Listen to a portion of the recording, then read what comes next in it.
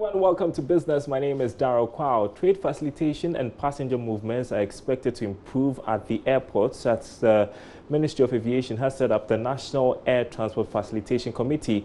This is in compliance with the International Civil Aviation Organization requirement. At the inauguration of the committee, the Minister for Aviation, Joseph Kofi Ada, explained it would go a long way to make Ghana's aviation industry attractive to investors. All times. The setup of the Air Transport Facilitation Committee is in compliance with the International Civil Aviation Organization, Annex 9, which requires nations to reduce paperwork, standardize documentation and simplify the procedures required to clear aircraft, passengers and cargo to help minimize operational delays. According to the Minister for Aviation, the setup of the committee in compliance with international standards will make Ghana attractive to investors. Intersectoral committee comprising people from Interior, that's Immigration, from Finance, that's Customs, from Ministry of Health, from Food and Drugs, and from our own agencies as well. And of course, the freight forwarders and the Board of Airline Reps. All these members of the committee will meet periodically to deliberate on what needs to be done to ensure that we provide the best service as an industry to all the parties. All the parties include the government and its regulators and the things that we set to guide the system that will make sure that the right things are done and that we maintain an attractive environment for more investment to come to Ghana to keep expanding not just aviation but other aspects of the economy as well. Director General for the Ghana Civil Aviation Authority, Engineer Simon Alute, is the chairman of the committee. He explains some of the responsibilities of the committee.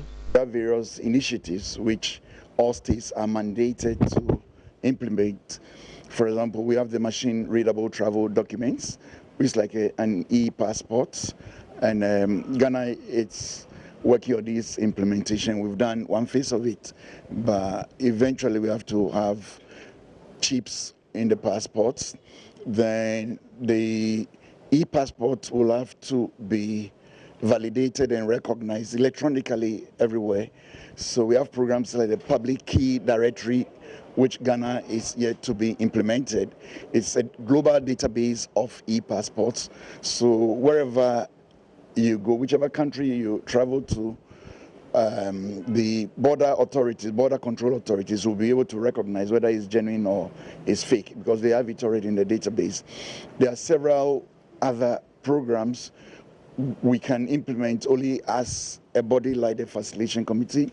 You have the Advanced Passenger Information System, which Ghana is now working hard to implement, and involves a multi-sectoral approach. So the Facilitation Committee will be looking at the implementation of all these mandatory programs.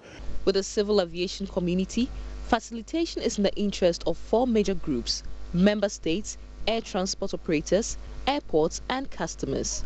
For Joy Business, Sheila Tamaklo reporting. The Food and Beverage Association is hinting of possible hikes in the cost of beverages if the Nigeria-Benin border remains closed. Executive Secretary of the association, Samuel Agri, tells Joy Business with most raw materials of local manufacturers locked up in Nigeria, shortage of products in the markets would shoot up prices ahead of the festive season.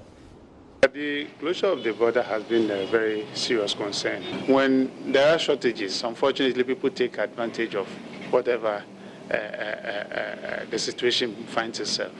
So most likely products that are coming across the borders to Ghana and you are no more getting it within a certain period, those who have it will take advantage to also, as it were, increase their prices. But you see, in this country, when things goes up, it takes time for it to come back to its original value. So it's going to be a serious challenge. And obviously, if you look at it as it is now, most with time, if we are not able to address this situation as early as possible, then obviously what will happen is that people will start taking advantage of the situation. And we don't want this to happen. When you say taking advantage, what do you mean? Yeah, taking advantage in adjusting prices upwards, which will eventually affect the consumer. The small business news coming up on the marketplace at the top of the hour. That's it for business. Back to you, Daniel.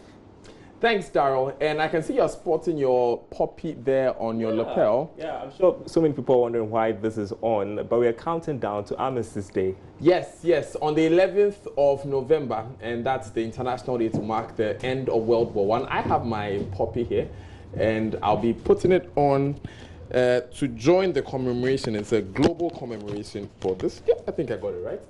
Yes, and so I can now adequately introduce Baba Tando as she brings us forth.